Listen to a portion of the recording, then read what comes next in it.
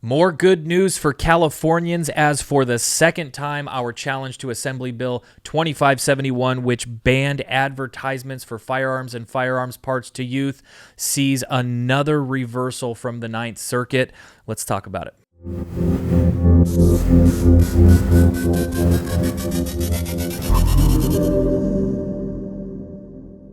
Hey everybody, welcome back to the channel today. Another good week for the gun-owning community here in California as we saw Junior Sports Magazine get its second opinion from the three-judge panel at the Ninth Circuit Court of Appeals. To walk us through that today, we have brought back the author of this complaint. She is a partner at Michelle & Associates. That is Anna Barvir. Anna, thank you for being with us today. Thank you for having me, as always. Absolutely. And guys, before we get into this today, please be sure to like, share, and subscribe to the videos. It really helps get the information out there and the ball moving forward on these Second Amendment wins in the state of California. Obviously, we want to keep it moving that way. So please like, share, and subscribe. Drop comments down below. This is a victory for the community here in the state. So Anna, I would normally ask you to do a little bit of summarization. I'm still going to ask that, but I wanted to read it from the opinion also because the opinion itself gave a little bit of a summary of the first opinion that they gave the first time this case was up on appeal for preliminary injunction. So Jacob, if you could pull that up on the screen, let's go ahead and get a little bit of context on this case for those that have not been following along. And it reads like this. Junior Sports ceased distributing its magazine in California after the law passed, but argued that it posted an unconstitutional burden to free speech. We agreed, reviewing Junior Sports' motion for preliminary injunction. We held that it was likely to succeed on the merits of its First Amendment claim, even under intermediate scrutiny standard of review. First, we held that this law placed a burden on protected commercial speech as defined in Central Hudson because it regulated speech whose content concerns lawful activity and is not misleading. Minors can, for example, legally shoot and hunt in California, but an advertisement for these activities would be swept up by multiple provisions of the law. Next, we held that this law did not directly materially advance California's substantial interests in preventing unlawful possession of firearms by minors and protecting its citizens from gun violence. Because the state did not show that lawful and truthful advertising about firearms spurred gun violence, finally, we held that even if the statute did materially advance these interests, it still would be unconstitutionally broad because the statute's provisions cover any gun-related marketing or advertising directed at minors. And not only advertisement for illegal or violent behavior, it posted an excessive burden on speech. We thus held that Junior Sports succeeded on the first prong of the preliminary injunction test, as well as the remaining prongs. So for those of you who are just catching us at this process in this lawsuit, we filed a complaint several years ago to Assembly Bill 2571, which essentially stated that there could not be any advertisements geared towards minors for firearms or firearms-related products. We did not get the decision that we wanted at the federal district court. We appealed to the Ninth Circuit for a preliminary injunction, and that's essentially what they said. They said that on the First Amendment claims, this law does not pass constitutional muster. So, Anna, I guess I want to bring you in here because this is where it gets a little bit spicy, at least in my own thoughts, especially given the last oral argument that we saw. From the moment that this opinion was handed down to now, can you kind of walk us through the process that this bill and the argumentations that have happened for this lawsuit? Sure. So after our first win came down from the panel, the three-judge panel in the Ninth Circuit, the case was remanded with instructions that the district court, continue the proceedings in line with the court's, the Ninth Circuit court's decision. So then what ended up happening was the case kind of sat stagnant for a while. The court never set on its own accord any time to meet and see what we're like a status conference or start the process of getting deadlines to anything set, and it didn't of its own accord issue the preliminary injunction that it was ordered to issue.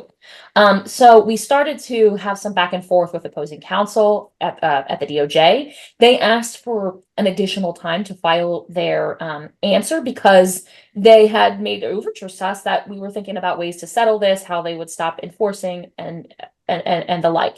So we were kind of having those back and forths. And then suddenly those conversations abruptly stopped, and suddenly they told us that we were actually going to have to make a motion in the district court that to get the motion for preliminary injunction that the Ninth Circuit ordered be granted. We saw in the companion case of SCI, which is arguing a lot of the same things. The state initially went in with the plaintiffs in that matter and got the full injunction that we were all seeking of the entire law.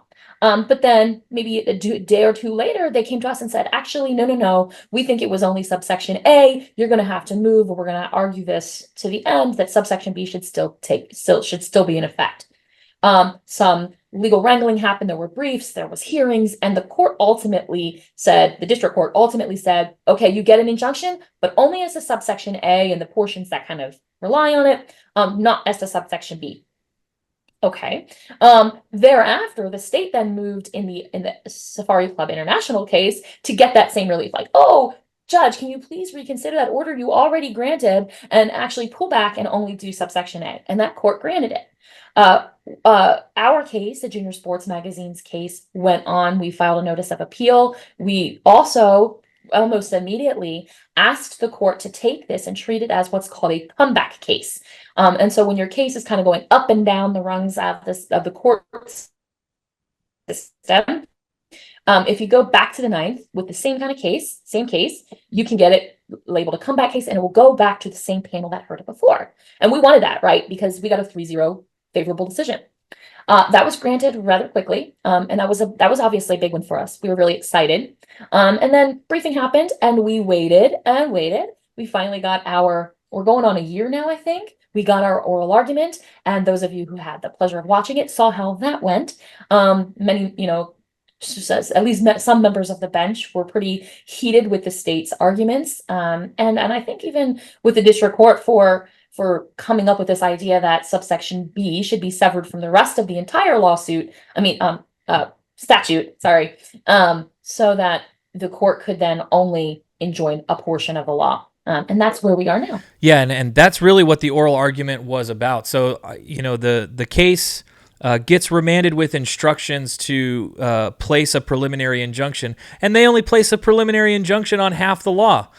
So taking it back to the Ninth Circuit on appeal, which you guys, this is a Jacob thing. Jacob, maybe you can put the video here or here. I don't know which side it actually goes on when you guys are looking at it.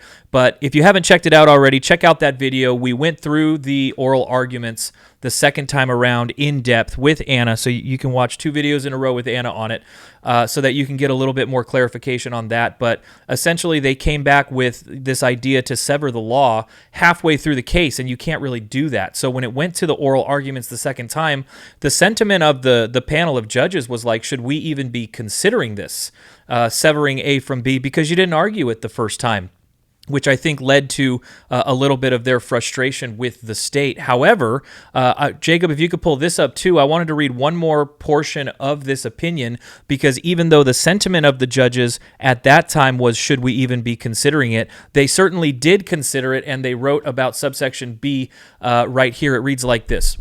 Moreover, California's mistaken argument that Subsection B is a privacy rule makes subsection B more problematic under the logic of our opinion, not less.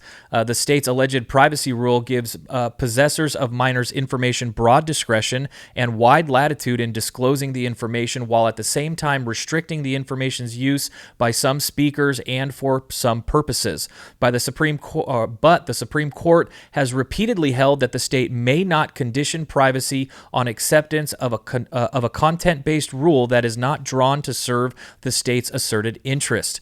Like Subdivision A, Subdivision B clearly targets only gun-related advertising and marketing, and there is nothing to indicate that it will materially advance any government interest.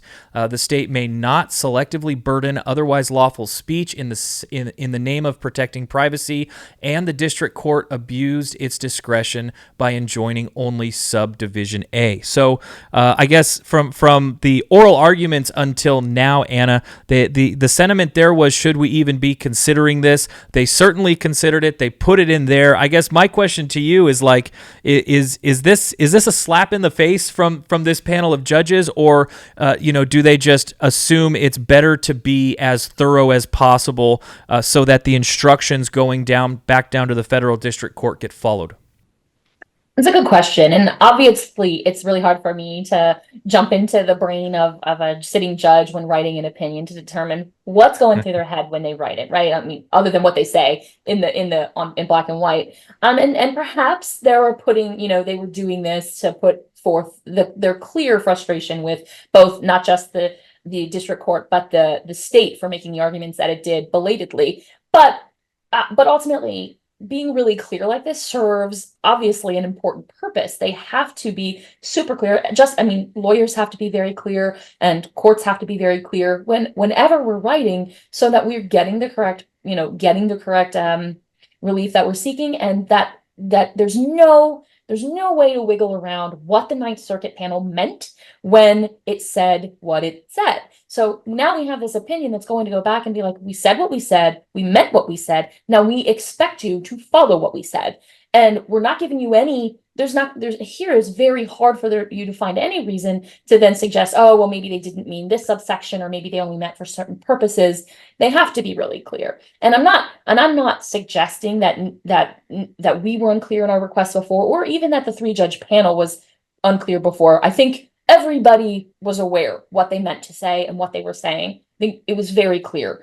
It was just a little loophole that the state exploited and allowed the district court to walk through. So they're just crossing their T's and making sure that this doesn't happen to us again, that we won't be here again in another year seeking the relief they've already given us twice. Which I guess is sort of the tale of the tape these days. The Bruin decision came down from SCOTUS. We continue to see courts throughout the Ninth Circuit and federal district courts in the state try to find ways around the Bruin test. So I guess this is just like that on a smaller scale. You have a Ninth Circuit opinion, they give directions, and they try to find a way out of that. I guess technically speaking, once they've incurred that loss, that's the state's job to try to do that. However, fortunately, we were able to get that same panel. Looks like they clarified this so that they won't be able to do it again. Hopefully, they won't be able to do it again, which kind of brings me to my next question. We've already remanded this case from the Ninth Circuit with instructions to apply the preliminary injunction once. Here is now the second time. Did we already discuss the answer? What's to stop the federal district court from doing it again? Surely, a court, I have no control over what the court decides to do, but I do still, I wouldn't be a lawyer if I didn't have faith in our justice system. I wouldn't do what I do if I thought that the courts were simply going to consistently and constantly ignore really clear orders, right? It could still happen that she could find some other loophole that I'm not seeing right now and exploit it. I doubt it, because I think what everybody expects that this case is just going to move forward to the judgment as fast as possible. It was brought up in the appellate court, like, why are we even fighting about this? Why didn't you just let the injunction, it was a preliminary injunction, go forward, state, and then bring the case to a final judgment, and then we could fight about this on the merits again. So I think everybody, even the state at this point, is going to want to get this case to finality, and so that we can get the final decision. Now, that's not to say that if the court grants our motion for a preliminary injunction, as it should, the full kit and caboodle, that the ultimate final judgment doesn't come out the other way, right? Because it's going to be a different standard. It's going to be with a new, fuller record.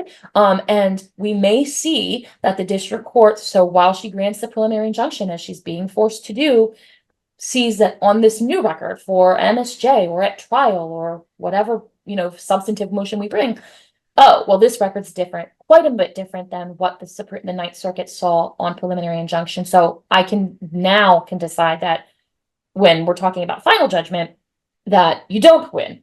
It may sound alarmist, but it could happen. And we're going to do our hardest, I assure you, to prevent that from happening, getting the record as clear as we can, that this is obviously a violation of the First Amendment right to free speech. For both minors and adults and the firearm industry.